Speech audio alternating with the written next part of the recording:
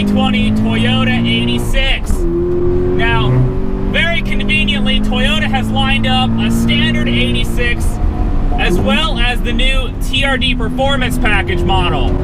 So previously, in order to get the TRD goodies, so the good shocks, the big brakes, the big wheels, stuff like that, you had to buy a whole TRD model, which was 32 grand. That's a ton of money for an 86. Now for 2020, they've offered just the performance hardware. So that is the big brakes, the upgraded shocks, the bigger wheels and tires, without the body kit and the custom paint and all that stuff, as a standalone option for about $2,000. So is that 2 grand money well spent? Well, let's find out. So, I briefly drove both cars on reconnaissance laps, and now, again, just a reminder, I'm in the base model vehicle. So the biggest takeaway right away I'm experiencing is body roll. The TRD suspension has retuned Sachs dampers and slightly stiffer spring rates. And man, oh man, I totally overcooked that one.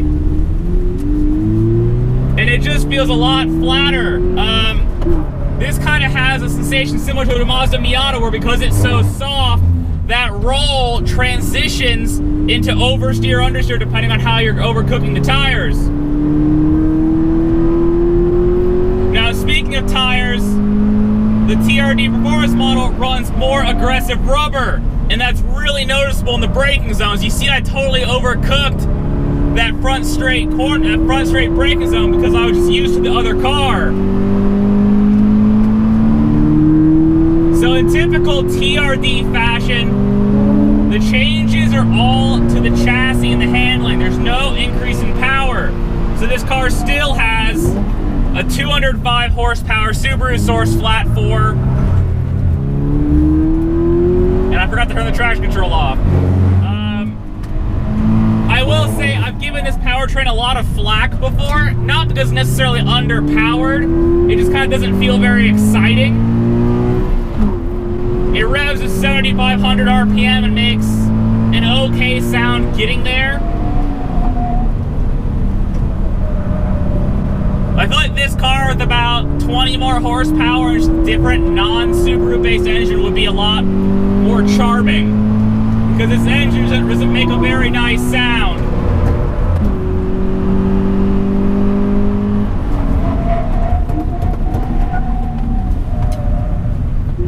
But I'm able to forgive a lot about that mediocre powertrain package because the rest of this car is so sweet.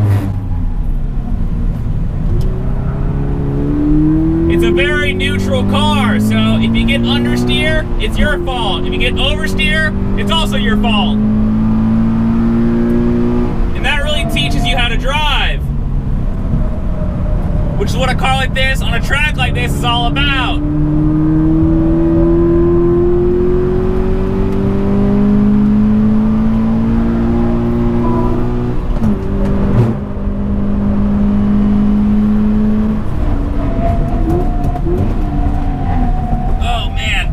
Overcook that. See, it's interesting with this base model car, for whatever reason, it's very easy to overcook the braking zone in the front straight compared to the TRD car.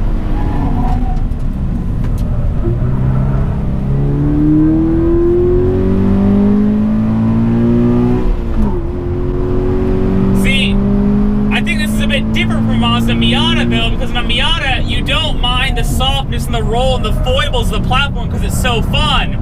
In this thing, I think the softness in this base model car is more of an annoyance compared to the more planted and hooked up TRD model. Though, of course, being an 8.6, you can obviously tune to your heart's content. The aftermarket support is huge for this car. So if you are going to do an occasional track day or whatever, yeah, the aftermarket's got you covered if the TRD package isn't quite your thing.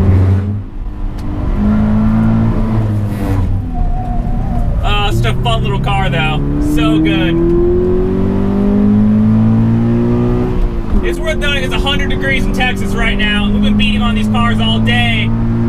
So I guess that shows you a lot. Though I will say this Subaru engine has gotten occasionally lumpy on the track where it has random flat spots in the power band. I don't know what's up with that, but it's certainly a little bit annoying.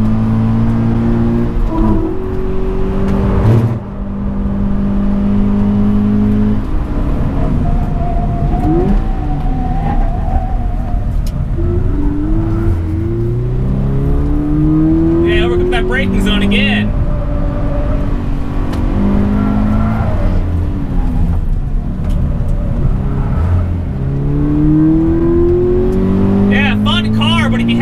I think the extra $2 grand for the TRD package is totally worth it now that you don't have to buy the whole body kit and the whole expensive version.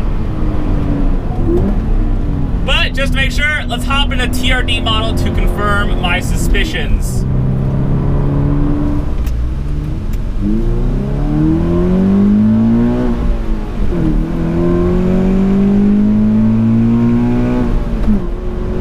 Alright, now I'm driving the 8.6 with a TRD package,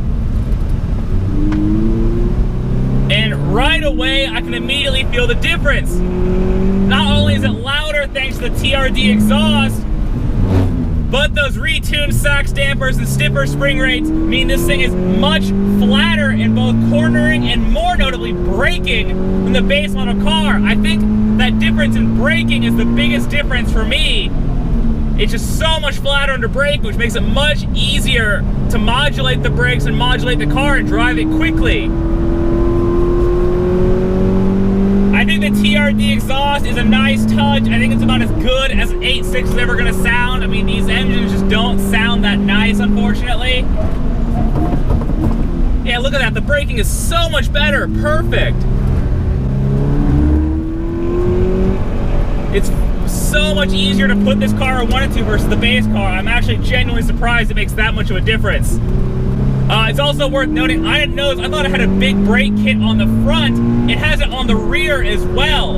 So you get big brake kits on both axles of the car for your $2 grand. I mean, that's a super deal.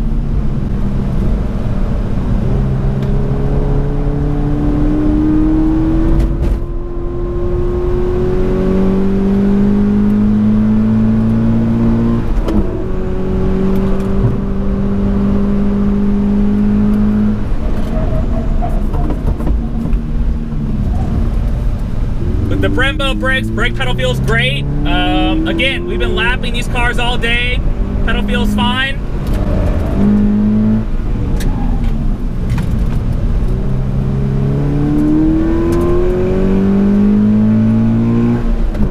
It's cool, this information, the little central screen will show you. It shows you like a fake dyno plot of the engine's power and performance. It shows you a live time G meter.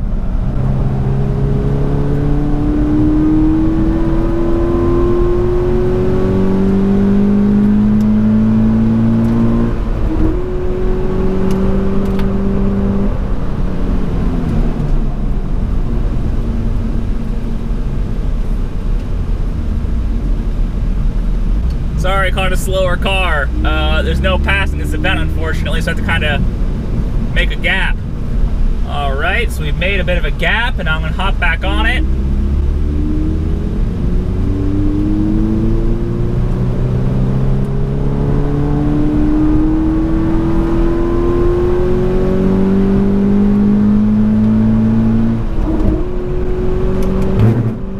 Because the changes to the TRD package are in chassis only, you know, the suspension tuning, the brakes, the wheels and tires, they've not changed any of the engine hardware. And I think for the most part that's okay because this is a low power, lightweight car. But I think one thing specific to this platform that's kind of a miss is that there is no additional cooling added to this vehicle. Which, again, I understand it's a function of the price point, but if you do intend on doing a sort of track day with the 8.6 platform, you're going to need an oil cooler upgrade. You're just going to. I mean, even this car, where I'm doing relatively short sessions, cooling temps are fine, right around 200. Oil temps are already at 270.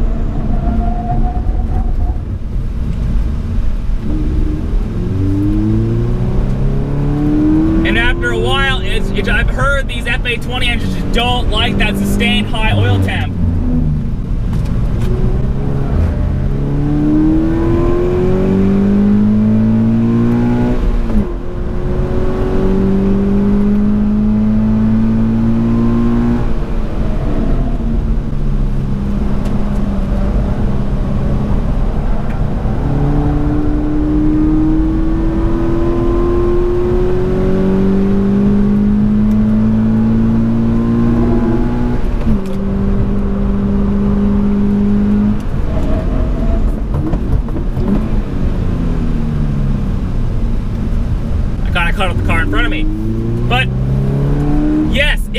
I do think the TRD package, which costs about $2,000 now, is absolutely worth your money.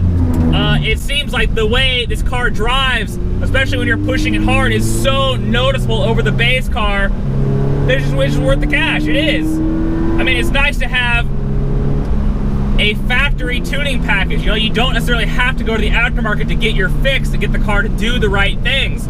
I mean, this car, this TRD model, is literally an aggressive alignment and some brake pads away from being a perfect track toy. Though the oil temperatures do scare me a little bit.